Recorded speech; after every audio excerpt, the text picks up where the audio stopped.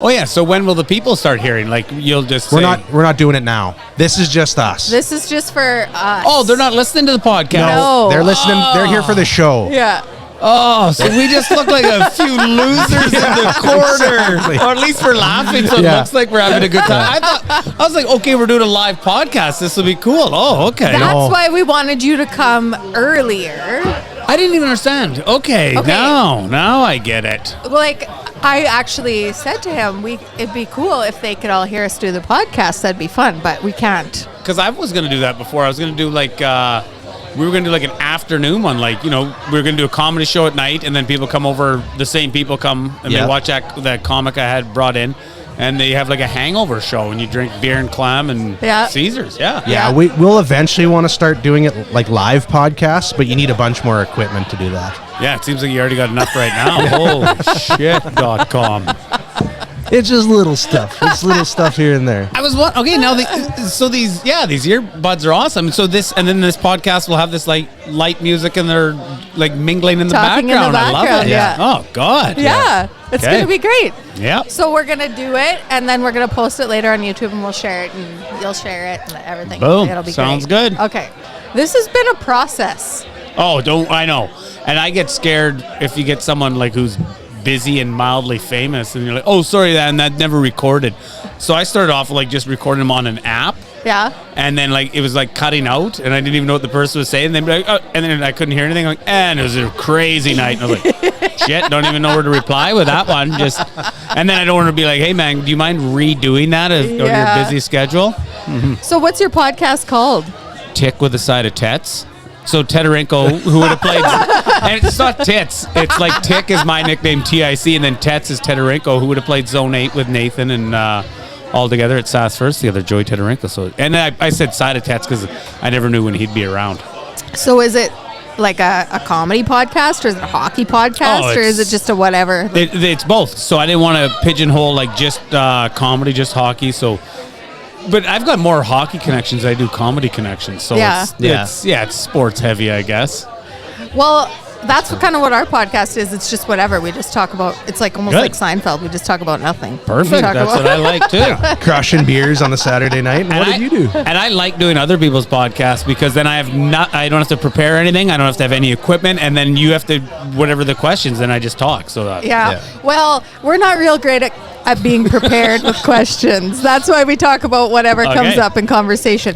It makes us good conversation. I hope this is recorded and it's just an hour of us like prepping for the podcast that it's done. Then I'll do another one. Hey, is there another bar? Is there 2 bars in Tisdale? There actually is 2 bars in Tisdale. Bars bumping tonight, eh? Yeah, because we were playing hockey and I had the 9-year-old and they wouldn't let us in. Was this the bar they were in, or was it a different one? It seems like it was a different one. Or did they bar hop? I don't know. Okay.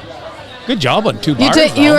You took your 9-year-old to the bar at a church? No, they wouldn't let me in. So my wife was like afternoon drinking. I was milling about trying to go to your thrift shop, but it wasn't open. But it's popping because everybody's here to see you. Oh yeah, look at that. Yep, good times. Uh-huh. So have you been doing a lot of comedy? Yeah, I lately? have. And my March is like crazy busy, which is good because I was fucking sucking slew water for COVID. Well, we were gonna ask, like, how did that go over COVID? When did you start getting back into it? Like out of a lot of comics, I was still going pretty good because I sassed it up. Sask is so good, and like I started doing like people's shops because you get Saskatchewan, so everyone's got a shop. They started doing like farms. They started doing like 30 people outside. Then one in Regina went good, and buddies were like, oh, and he's like, oh, we're going to do 30. So then he's like, well, can I get him for a show? So I did another one, and then Friday was gone, Saturday's gone. Another guy's like, oh, can I get a show? So I did a Sunday. I was just going to Regina, golf, and then sling afternoon or backyard show. So.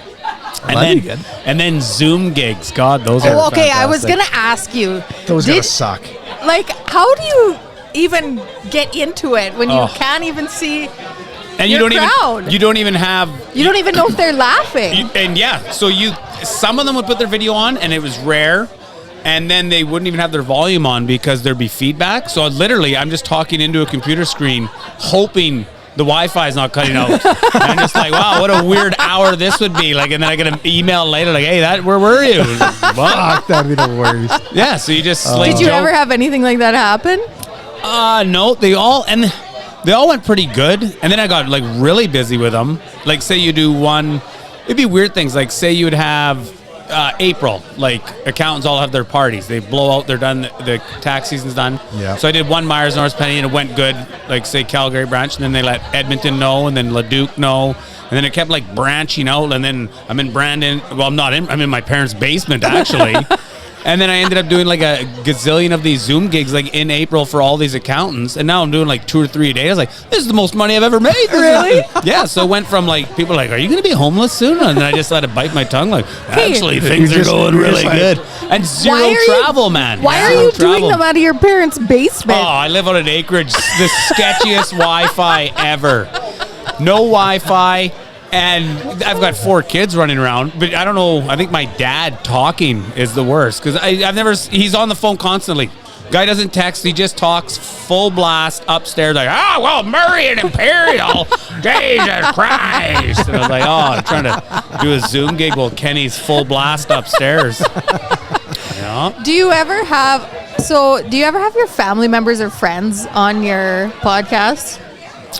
Yeah. Or who do you typically get as guests? I have my friends on there because my friends all played hockey, so we'll go through like, say I'll have Chris Thompson. Like I've had like famous guys like, so I started with like Graham Dillette, PGA golfer, then I went to like Scotty Hartnell. You go through the guys that you know, and then I went to Afghanistan with like Tim Hicks, country music singer, and then Natasha Stanishevsky.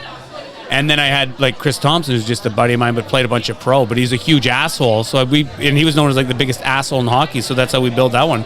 And he had like the most listens out of them all, like because he has great stories too. So, yeah. And then I had one assholes that was usually do. Yeah. and then I had one with like me and my best friends, and Thompson was a part of it, and we were all like drinking. And that's what I wanted my podcast to be, was like people like, it feels like we're just drinking with you. And it's like, okay, that's what I wanted. Like you just wanted people to have a beer and listen. Yeah. Yeah. That's what our vibe is. But it was so offside that like their boss said, "Hey man, can really? you take that down? Like you guys are professionals." And I was like, "Oh, okay. I guess I don't want to throw my buddies under the bus, losing jobs because it was just like us talking, except now it's being recorded, it's being out there." So I was like, okay, maybe that's right. You do have to kind of watch what you say, especially the higher profile you get. You got to watch what you say a little bit. Do you find that, like, even in your comedy shows, do you have to like read your crowd, but do you ever find yourself censoring yourself and what you think is funny? Yeah. Oh yeah, for sure. Especially when I do so much corporate work that it's before I even go there, and so many shows will have a comic that swore and did all this, and I was like, man, I've been doing this for so long, it's just a switch. I was like, okay, I'm doing a corporate show, I won't swear, I won't do that. It's like talking to my mom. You know when you're like, holy fucking, you're drinking with your buddy, and then you go and you're visit with your mom, and you're like, you don't talk like that. Yeah. So it's you tell the same story, but you kind of dial it down a bit. Exactly. Like people like, you do the same thing each place. You can almost do the same thing that could be in a bar to that, but you cut certain things out. Like, okay, that'll be offside, that won't be. And so I almost like it that most comics can't do corporate. I was like, okay, more work for me. I don't care. And like a lot of comics said, I hated the Zoom. I was like, I've been on the road 20 years, and all of a sudden I'm home all the time, like going to my parents' house. And then my dad's always drinking whiskey, so I'd be up in the green rooms, my parents' house, drinking whiskey, going down there. And as bad as it was that you didn't have the rush of a good show, it was almost like practice. You know, like everyone wants to play in a hockey game, but you don't get to play games every day, so you'd have practice. So it'd be like, as I was doing it, you'd have to wait, like, okay, they should be laughing here. So I was like, in my head, I was like, holy God, maybe I'm getting better at stand-up because now my timing should be better. So it was like, I counted as a year of doing hockey. It was almost like the kids. My boys never played hockey last year, but they practiced. So it's like I'm practicing, but I'm not playing games. So I just took it. It is what it is. It's like, and people are like, oh, don't you miss the stage? I was like, I don't know. I get those are more fun, but. Yeah. Okay, so tell me about the rush of being on stage, because that's got to be a thing. Oh yeah, for sure. But it's weird. It's different from when you first start to as you keep going and evolving. Like at the beginning, you'll get a rush from being on stage and maybe like a joke or two hits, and you're like, holy man. And if like nowadays, if my set was that bad, I'd want to shoot myself. So then it evolves. And then say you get good at some bits, and then they do good, and then you're in your head, you don't have as much of a rush because you're like, yeah, that should work. I've been doing that a long time. And then now the rush is when you're on stage and you're riffing or you're telling something new, and then it gets a huge pop, and then you're like, oh, fuck, that's awesome. Mental note. Yeah, that works. And then usually, a lot of the times, like I will do the Capital in Saskatoon, and they're like one-offs, and I should record them, but I'm lazy and I can't listen to myself.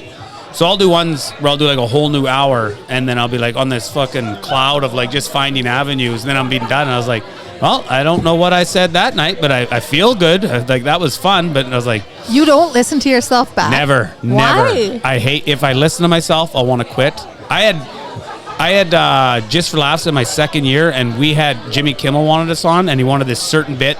Your second year of comedy? Yeah, You were it in moved Just real for fast. Laughs? Yeah, and I had this one bit that was that Kimmel guy like followed us around Just for Laughs, and I thought, oh, this is what everyone gets. It's big here. And it's like, no, I had a huge Just for Laughs. Like we had all this interest from Happy Madison, all these different avenues. Wow. And they wanted a video, and I went straight from Montreal, and I went to New York.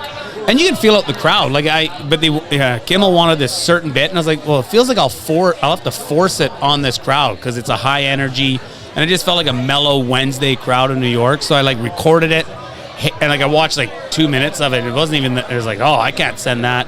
And then I record it, but then I'm back in Saskatchewan, and I'm at like weird venues. Now I'm in like, because you don't do comedy clubs, because I'm still 2 years into it. So now I'm at like a fucking hall here with a camera on the side. I was like, I can't send that. And then I watched him, I couldn't listen to it, so I just never sent Kimmel the video. So I never got Kimmel because I never sent him Just video. because you wouldn't send it. And Is that like one of your biggest regrets? It's the only regret. Yeah. It's number one, and it still to this day drives me at the wall. Like no Canadian had even done Kimmel at that point. No. You And I was like, what a loser. You miss 100% of the shots you don't take. And that would have been the talk of everywhere, because I would have got it like 2 years in. Like most guys, like I'm just an opener. What's going on? I was gonna say, like that's amazing. Your second. So how did you get into comedy? Like you started. When did you start? I started it in university is when I started, and it was. People will shit on Saskatchewan, like, oh, how can you get into comedy? They're like, even to this day, people are like, how do you got to move? But at that point, there was comedy going on every night in like different bars. There's a guy that ran like a Monday, Tuesday, Wednesday, Thursday, Friday, and then you could hit the road on the weekend. So, and each of those, say the Monday, you'd have all your regulars on the Monday, and then Tuesday would be the same regulars. So you'd come in there, and in, say, the big city, maybe it'd be hard to get on stage. You could do 3-5 minutes, and then maybe after a month, they let you back on, and then you do your 3 or 5 minutes, whereas we were always trying to fill time. So it'd be like, hey, can you stretch till 20? And you're like, well, I've got about 2 minutes of jokes, but okay. And then you keep coming back each week, and then you'd have the same regulars. And I thought, okay, they just saw me last week, now you got to do something new. Right. So it was like insanity for your writing. So it was like, holy man, like you're doing nonstop new stuff. So it built so fast. It so forces you to. So like in 9 months, I had like an hour, which. So were you coming up with stuff while you're on stage then in those situations? Oh yeah, for sure. Like you would have, because I don't write out a whole joke. I would jot note something and be like, there's something funny in here. Like I know this is funny, but I don't know how to write out the joke. Yeah. So then sometimes when you're on stage and things are going good, you're like, okay, well if I start talking about this, the crowd will almost put you down the right path of where it is in that joke. Like there's still some jokes in my head. I was like, okay, that should be funny. And there's like 2 that I have left in my head that I just tell, and it never gets a big laugh. And I was like, and you fuck, think it's where hilarious? am I going? Yeah, in my head I was like, I can't find where the crowd's not in on this with me. Yeah. It's one of these things I've seen, but they're not. And I was like, oh, maybe. And there's a lot of times you'll blame it on the crowd. Like, nah, that crowd doesn't get it. And I was like, I'll do it again. I was like, fuck, no, I'm missing something. And then there's weird ones where you don't realize that, like, if you write it out, like, it feels like I'm writing to get to this part, and then there'll be a huge pop there, and you're like, oh, maybe that's where the punch. That's where the punchline is on that. And then maybe the other part becomes a tag that goes on to it. And you're like, oh, okay. So I let the crowd tell you where to go with your writing. So how many years have you been doing it now then? 20 years. It felt like forever. I was telling people I was in it for 2 or 3 years. It felt like for 10 years I was telling people I was in it. I remember a guy at the beginning, because I had evolved fast. He's like, don't even tell like old headlines. Like, they're not going to be impressed. They're going to be annoyed at you.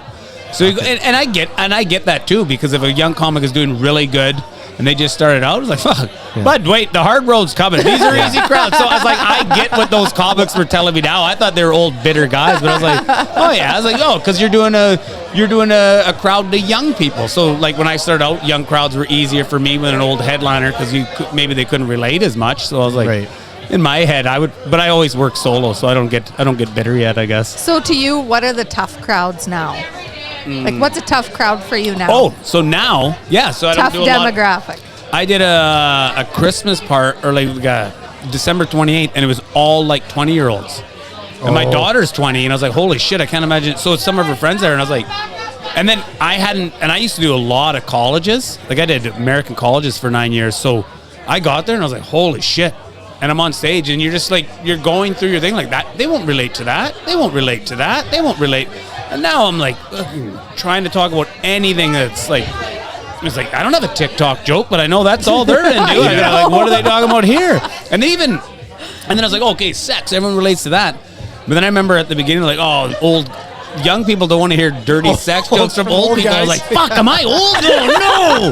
I'm that guy before that never like just sounded like an old creep. I was like, oh, fuck. Well, it's a good thing there's no young people in here tonight because that's all I got is cheap laughs. Yeah. Dick jokes and maybe odd fart joke here and there. But isn't that the thing, though? Like you said, talking to the old comics, right? And they're giving you advice. They said, oh, the hard road's ahead. But if you're undeniably funny, it doesn't matter.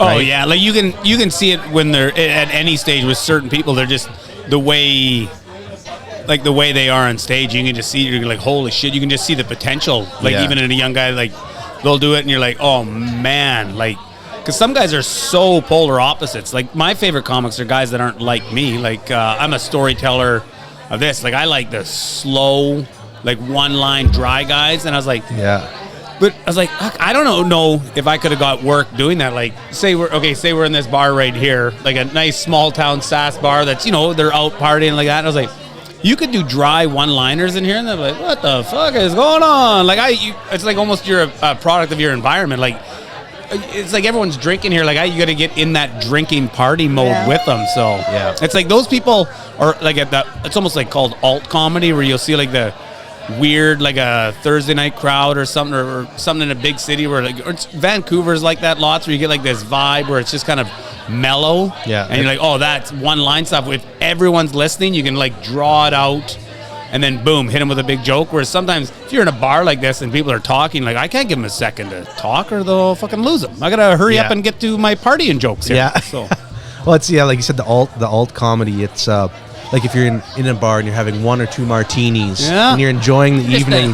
Couple pints. Couple pints. Couple pints with your beard and your plaid shirt and you're taking it all in. I was in Calgary. I was headlining a competition. And at home, I wrote a bunch of one-liners that was like, this doesn't work for my comedy. Like, I don't know why I would tell a story, then out of the blue come up with this one weird one-liner, and it didn't go with other jokes. But I was like, I don't want to just throw them away, so I just jotted on this piece of paper, and I think I had 32 one-liners at home. And I was watching a comic named John Doerr, who's just, he does anything all the time. Like, it gets you fired up. Like, I was like, I don't want to just go do comedy and be lazy and just do nothing. Like, he does stuff. He's cutting edge all the time. So I called home and I was like, hey, I get my wife. I was like, can you take a picture of this piece of paper in this drawer? Go grab it, take a picture of it. And then I put myself in this competition with a bunch of amateurs that I'm headlining it later. And I'll like dress up. I'll get a hat. I'll get glasses. I put like a big, huge sweater on, borrowed this other guy's buddy hug and pretended I was a one-liner comic that was incredibly nervous. Yeah. And I was fucking nervous because I've never told any of these jokes, and then I knew I couldn't go back into character, so I was like legit starting to have a panic attack. And then I went on, and I was like, well, is this gonna bomb or what?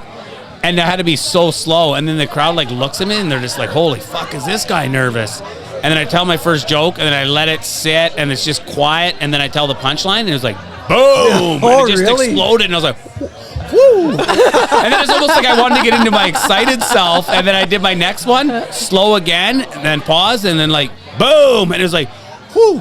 It was like I killed, and I was like, oh my God, I'm gonna have trouble following myself. I was like, oh my God.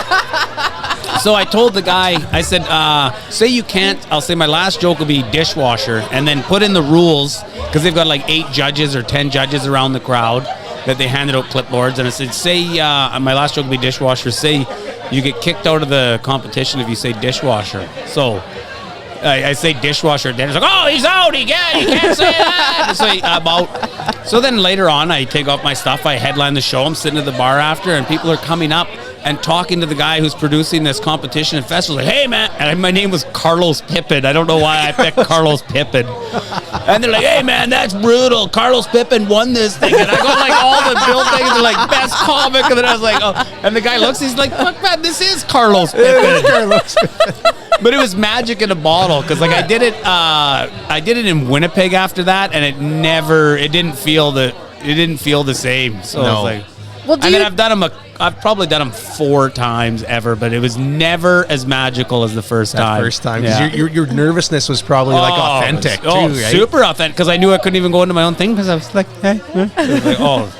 But did you try to do the character every other time you did that show? Like maybe the character was the magic. Oh yeah, because the character like rubbed. And there was a comic I watched that he was so nervous, like he just did this, so I like almost took that from him, like just standing like in an absolute stiff as a board, and I like read jokes off the thing. And well, okay, so you must study other comics a lot then. It sounds like you pick up that was just nuances. No, that was from watching this real weird bad comic. I don't watch.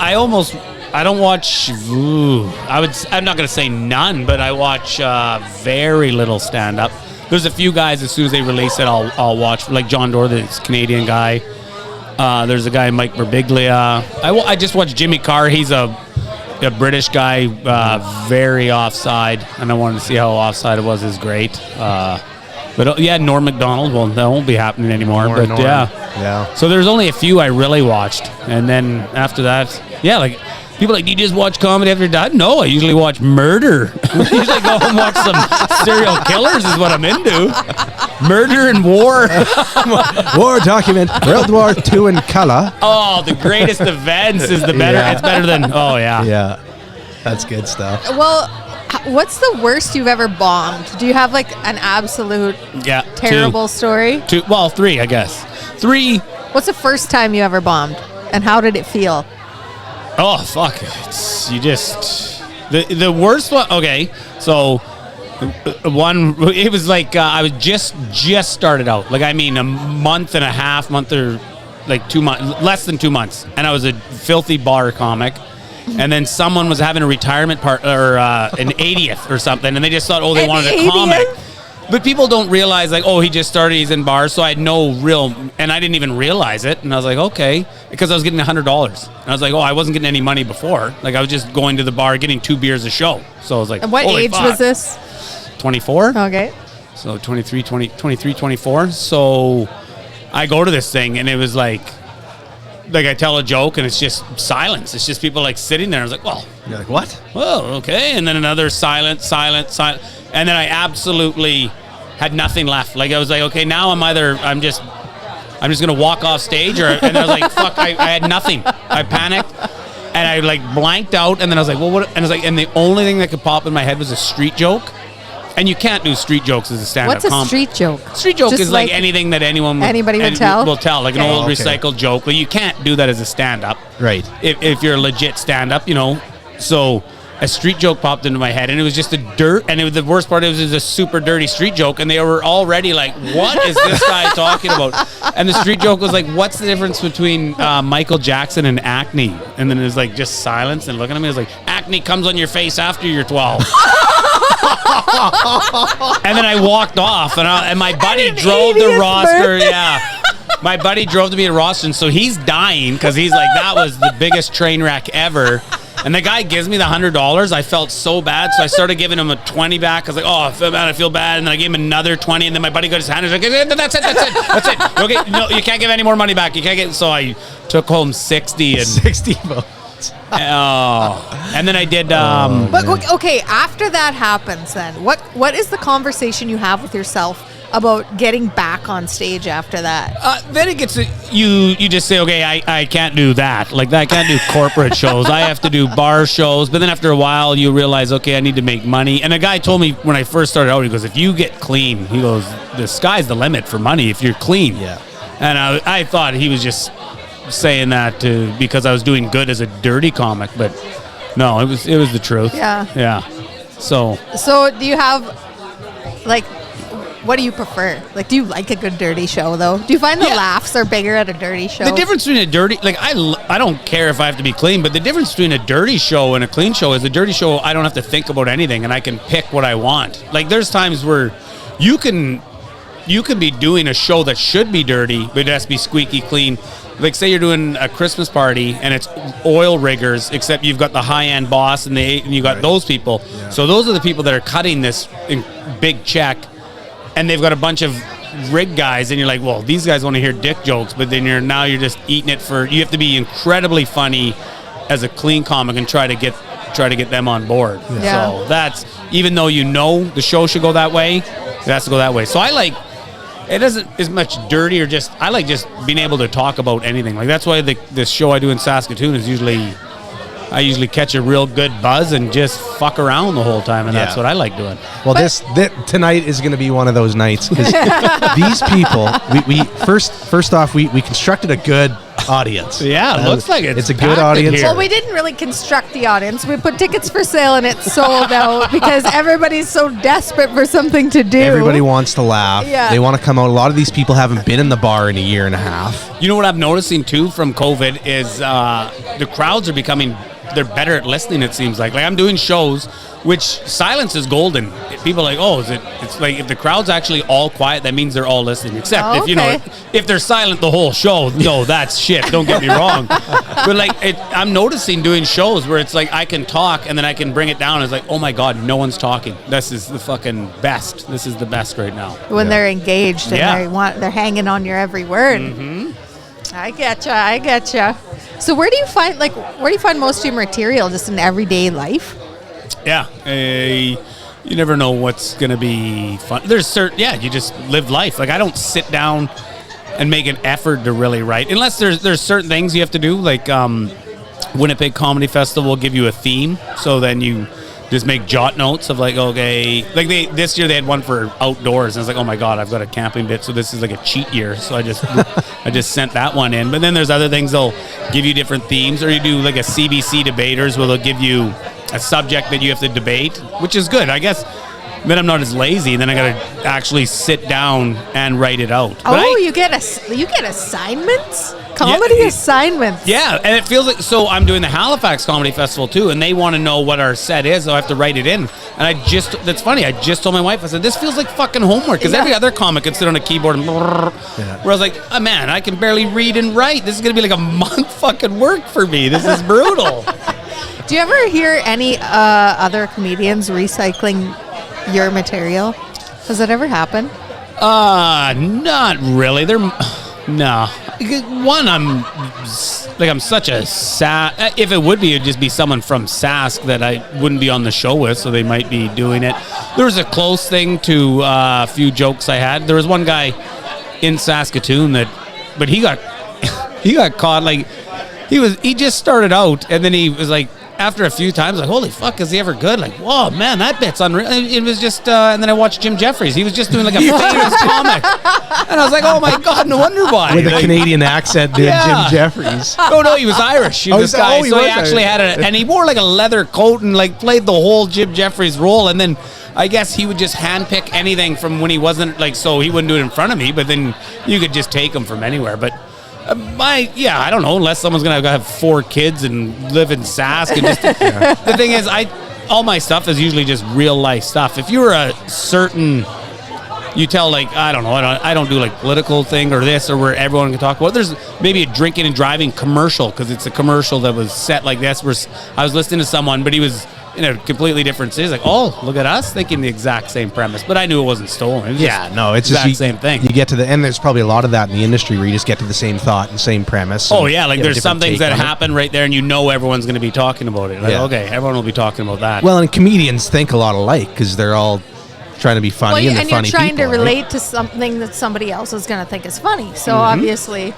that's how she goes. Well, do you have any? I mentioned to you earlier that Steve and I are. Oh, you did tell him? I can't wait. Doing a 5-minute bit. Do you have any advice for us? Well, enjoy it. Like at 5 minutes so just enjoy it. You don't have the stress. Like a 5-minute thing is always nice, because you're like, Okay, it's 5 and done. I think when people tell, because we're doing a Just for Laughs showcase, there's one comic in Saskatoon that like asks the advice, and I was like, okay, yeah, like, and he's like, should I do this? And I said, the beauty of you is you don't talk fast. He's a very monotone, slow talker, and I said, if I have advice, and they would always tell this to me when I started out, if you're showcasing that, and you have to showcase like a 7-minute bit or 5-minute bit, don't try to put 8 or 9 minutes into that 7-minute bit. Put in 5 minutes, talk slower, let them laugh, and then come back. But it's so hard because you're like, oh, what if this is the joke that does it? What if this? Yeah. Which I don't know. You guys are just starting out, and you're not gonna have someone timing you saying that's over 5-7 minutes. You're losing points for your TV air horn, your TV taping, and that. So that, and then he was doing a thing, and he's like, should I do the PA joke? I said, I go, that PA. He talks about getting out of an escape room in PA, but you realize you're still in PA. It's funny. It always gets a big laugh. But I said, and he goes, will that be regional? I said, yeah. I go, that's funny. You'll get a laugh that night for sure in Saskatoon. But if you have the Just for Laughs booker there, that won't translate. So even though, and I said, yeah, that's exactly. So advice for like showcasing and different things like that I give you, but for you guys, have fun. And no one's timing. I'm not going to, you guys aren't getting the scorecard or anything. God, so have fun. I get, it's always been on my bucket list of things to do to try stand-up comedy. Oh, well, that's great. So I thought, what better way, build my own show. And they will come. Through 5 minutes, I can just fuck off off the stage if it's going bad. And the thing is, if it goes good, great. You'll be on a buzz all night. Yeah. If it goes bad, hopefully they forget it by the end of the night. If it goes they're going to be hammered. You're coming on after to clean up the mess. Except your brother will be here and he'll bug you forever. I see him now. We're going to go out and sacrifice a couple puppies, talk about Satan for 20 minutes, and then bring you on. We'll just pave the way for you. Oh, I got one of my favorite comics is a Canadian guy, Sean LeCumber. He always talks about having a bad set. He's like, fuck, man, I might be having a toaster bath after this. I like to bring a long extension cord just in case. But I mean, that's what I'm fascinated by is like how you can totally bomb and fall flat on your face and want to get back out there again. Oh, I know guys. There's a guy I know that bombs all the time and keeps going back on. I was like, I would quit. I guess once you bomb, though, it probably takes the fear away. No, it fucking always sucks. Make it worse? Bomb would suck every time. But now I've been doing it so long. A bomb is usually I blame it on a bad setup. Like you can go, like if you're in a comedy club, it's set up for comedy. You know, you have good stage, you have good lighting, you have good sound. There's times when you're doing a corporate event and they're not properly set up. So you're like, oh fuck, I'm gonna eat shit in here because like I did one where they had me behind a buffet table. Like they had the buffet table out. I was behind it. There was no light, so it was actually dark right there. And then she didn't even have a sound system. She's like, she just looked at me. She's like, it's not a big room. I didn't think you'd need sound. Oh my God. I was like, so you're just set up to fail. Like you can't do anything. So it's like, one, I have a table in front, like a buffet table. Two, I'm in the dark, so people can't even see me. And now, like, they're all drinking after a golf tournament. And so that's a bomb that's not your fault. You're like, oh, God, this is brutal. That's funny. It wasn't then. That's why I like, and then when you get to that point, you'll get, I finally, after 19 years, I bought a sound system and have a light. So at the last second, I always just throw in the trunk and do it. Emergency. We did it. We're doing like a super high-end NHL celebrity golf tournament. And went in the hotel, the sound was horrendous. And now you're getting a big check and you look like shit. So I was like, right before it started, I ran out, got my own sound. I was like, it's way better. That's awesome. So for tonight, like, do you want the lights off? Do you want to see the crowd, or do you want the lights dim? See, that's the old in between. Because when it's dark, when the crowd's darker, they'll laugh easier. Sometimes when the light's on, they'll hold back laughter. Yeah, because they'll look at the other people. Yeah, so you want dim. You want dim. And then it sets a mood too. Like if all the lights are on, their focus isn't on you. So if you have it all dark and a light on stage, and then it's just the way it is, it draws people's attention to there. That's the thing about stand-up. There's so many little things, like a low roof. Like this is great. So a low roof. People are like, why does the roof? Like laughter stays in here and it goes like that. Like you can do great, and if you have a high roof, it's like all the sound goes up and you can do great, you can kill, and it doesn't sound like you're killing. Yeah. So there's weird little things like that. Like people who aren't in stand-up, like, what? You want a low roof? Fucking right. Yeah. And like, how close do you want the tables? Like you'll do a Christmas court, but they want to keep the dance floor open. So we call that in comedy like a death moat. Like that's where the jokes go to die. Death moat? Because they get there and it's just fucking done. Like you want the stage, when you set up comedy, like ideally you'd, I'm kind of away in the corner, so you'd want to be like probably there and push it that way to everyone. Or there, but this is still pretty close. You want stage tables super close, dim lights, bright on stage, low roof, and people tight to each other. Right. Because laughter is contagious. So if you're on top of each other, like shoulder to shoulder, it's more conducive to laughter. Do you ever not pick on anybody? I guess pick on maybe a bad word, but engage with anyone in the audience and have any? Did you ever have a time where you picked somebody out and you had the most hilarious exchange? Oh, I'm trying to. There's been a couple where you couldn't even script them better, and those are the nights where you have the adrenaline rush of like, oh man, we couldn't script that any better. Yeah. Like that was pure fucking magic. Like we're saying this, and then it goes into something else, and then a callback, and then ending the night on like this guy to this, and then it came like full circle, and you get off stage, and you're just like, oh fuck, I could die. I could die tonight. I could die tonight. It's not getting better than that. That's great. Well, hopefully all goes well, and we should wrap it up, and we'll get to the show. Okay. I'm shitting my pants, but I'll survive. I love that you guys are doing this. I'm a graceful bomber. I know I'm gonna bomb. I'll go down in flames hard. Yeah. So we're gonna take all this stuff off the stage, and we'll set it up and get the lights turned down. And yeah. Oh, this is going to be awesome. Yeah. I can't wait, guys. I wish I was guzzling right now, but I'm not. I'm doing a winter triathlon tomorrow. Oh, that sounds like no fun. And I've got a COVID. Like, I just got over COVID, and my lungs are like, fuck, I'm winded going up a flight of stairs. And you're doing a triathlon. So you're not going to do well in the triathlon. I won't be doing it. I'm not there to win. You might as well have a couple shots tonight. Oh, no. Oh, has anyone never not been pulled over on the way from Melford to Tisdale? Every fucking time. Did you get pulled over? Oh, no. There's RCs, got guys pulled over, and then we played in Tisdale twice this year. Both times. And, pulled over here, and then, there's another one, 5 minutes later. It's stupid. Whoever those RCs, they just love it right there. Well, they're not here tonight. We're going to be having a good time. Okay. Let's wrap it up. Let's do it. It was a lot of fun. Thanks for having me, guys. Okay. Boom.